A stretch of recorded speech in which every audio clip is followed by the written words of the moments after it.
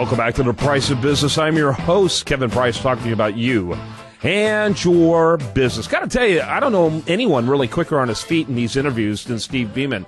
And I interview a lot of major people. I know you have to be a fan of George Gilder, like me. Well, I was thinking about last week when you brought up the Houston Rockets, I think is the name, and I was talking about the Chicago Blacks. No, San Antonio Spurs, because Rockets have been watching TV for weeks now. There you go. I'm not always that quick. You did a great job. But I had George Gilder on this week. You know, George Gilder, an intellectual giant, one of the great thinkers of the last 50 years. And I tell you, man, you could carry debate with any of these guys. You are extraordinary to discuss these things. And my conversations with you, I have a lot of fun. I mean, I look forward to it because I know you and I. In fact, you started off with one segment and have expanded into two because, frankly, I need the intellectual stimulation on a Monday morning to get me rocking and rolling. But well, it's funny. You do a great job. I was in an interview with Wayne Messmer, Chicago's voice of the Cubs, up here about a year ago, and he said, "Steve, do you miss the institutional investment industry?" And I said, "Actually, I do, Wayne." And he said, "What do you miss the most?" And I said, "I miss the intellectual side of it." I really do. Yeah. Those people are on the cutting edge of thought about finance and markets, and I do miss that. I don't get as involved as I used to. But I appreciate your comments, and, of course, your show is very easy for us to go on because we not only do see the world similarly, but I think we both share an intellectual curiosity for how things work. Yep. All right, let's talk a little bit about some of the news stories. Obviously, the Zimmerman case continues on and on. And they had this woman on who was a star witness for Zimmerman, and she kind of imploded. She was rude and arrogant. You mean you're going to keep me any longer than this? Well, and she admitted that she lied in what she had said earlier about the case. I'll take a little different point of view for that, and I'm actually going to step up a little bit in her defense. First of all, how many 19-year-olds are capable of going on national television, which is what that was, and not having a little bit of a different perspective, right? Right. Secondly, she is clearly a product of the public schools that haven't taught her how to read and write, and that's not her fault. I mean, this poor girl come up through the school system. You'd think she'd have learned that, but she didn't. Yep. And so I do think... I have to laugh because you know what? What you say is both ludicrous and true. Exactly, but it's also a function that, it was written about her that people in the white community can't understand her, and I agree with that. We are creating a balkanization of the United States where people do have disparate cultures that one can't understand the other. It's part of the problem. We need to be the great melting pot once again, and I think she is a poster child for the way we are not a melting pot anymore. Yeah, absolutely. I think you're right. The idea of a hyphenated America has destroyed our cohesion. The idea of a hyphenated America has made America anything but a United States. Teddy Roosevelt said, if you put anything in front of the word American, you're not truly American. Yep. Absolutely, and unfortunately. But anyway, that's my 2 cents on that. I think it's a little different take on it. Yeah, but I think first of all, I think the case was ludicrous, no matter how you looked at it. To be perfectly honest with you, did he go a little too far? Maybe Zimmerman did, but let's face it, there was an assault that took place, and in fact, he pretty much made it clear he was about to do that in this conversation, I believe, with this young lady. And based on the way Florida law is written now, there's no basis for a case against him. But then if this is his star witness, if this is the state's star witness, God help them. I think that's what you hit is the key, and that is the Florida state law allows what happened to have happened. The danger here, of course, is that we'll build such a hyper-racial situation out of it that we'll once again see racial disruption like we saw in the O.J. situation. And that's what I hope that the politicians involved and the news media try to not just make this all about race. And I know they're going to try as hard as they can, but let's be realistic about it. That's what's going on here, and we just need to step up as real folks and say we're not going to let them manipulate us. Yeah, so it appears, that Nelson Mandela any moment could pass away, and in fact, the situation is dire. It's certainly a question at 90-something of when, not if.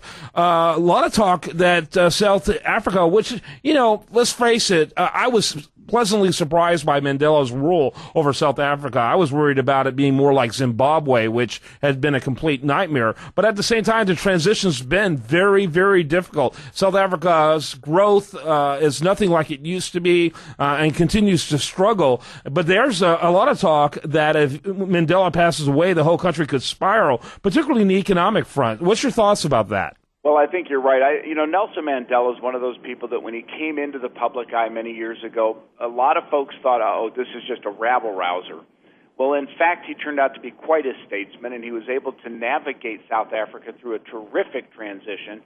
But to your point, as he now slips out of it, and if he, when he does pass away, you'll start, I think, to see both of the sides say, okay, he's gone, we're going to fill that power vacuum. And so you could see a great deal of instability. We hope for the people of South Africa that they don't experience that, but I think it is a very highly probable outcome. Yeah, I don't think you and I had much talk about this, about the Snowden character, Edward Snowden, and people are all over the map. We may talk a little bit on it, but I don't remember what your conclusions were. Is he a hero, a whistleblower, or is he a enemy of the state? I have come kind of full circle on that, originally thinking he was a whistleblower, but I've come full circle to think he is an enemy of the state. And I say that for this reason.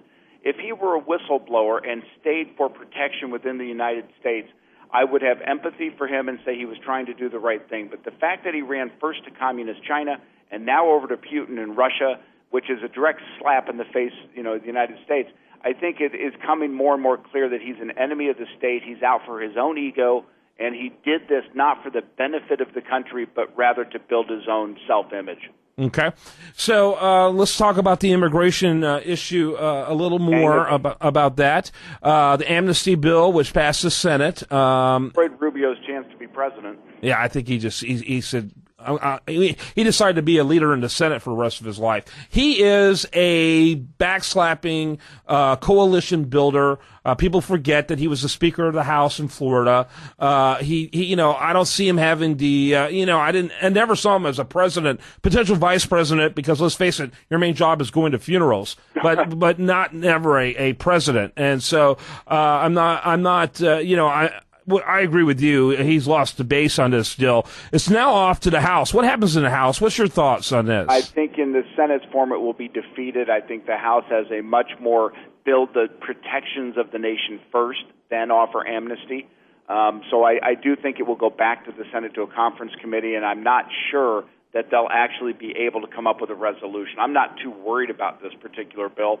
The Senate bill is a non-starter in my mind. It offers amnesty to illegal people and says to them, you know what, you're okay. You just stay here and be fine. And then someday down the road, we'll add more guards and we'll protect our borders. And that's just bogus. We've tried it before. It didn't work. It's not going to work this time. These people need to quit being political about it and start thinking about the interest of our nation.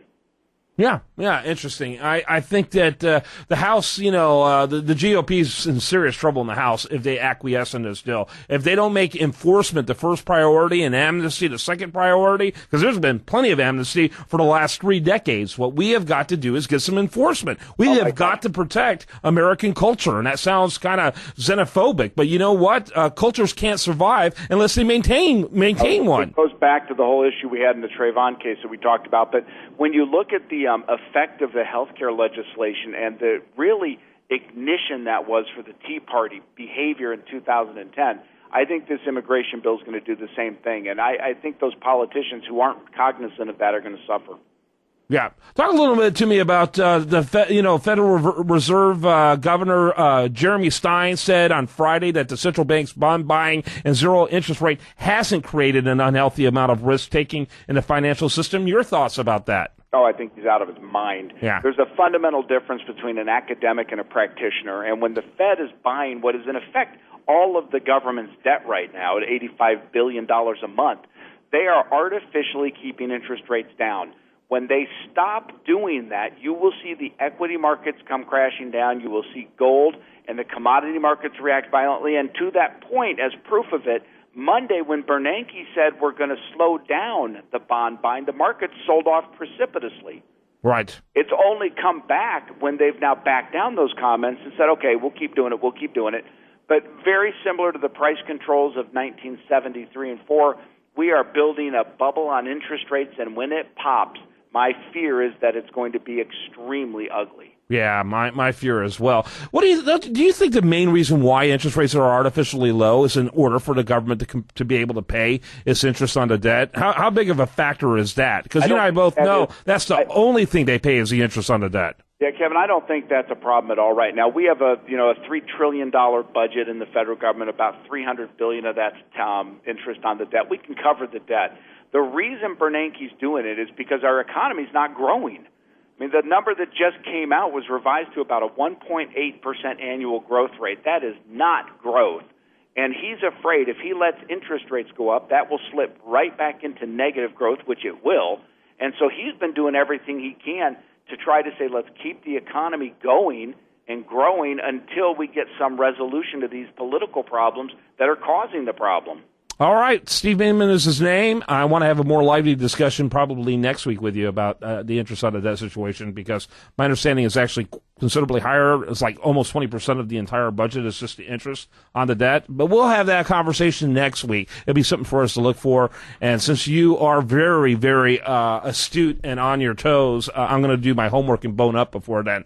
So Steve Beaman is the president of a great group that I'm proud to be a part of, which is called the Society for the Advancement of Financial Education. We got great activities coming up in Houston. If you want to do more than sit on the sidelines and be a victim, if you want to become an owner and educate yourself further and learn great ways to take action, you need to join us. You can email me at info@usdailyreview.com. That's usdailyreview.com, info@usdailyreview.com, or you can also go to stevebeamangroup.org. Steve, as always, thanks for a very, very lively Monday morning.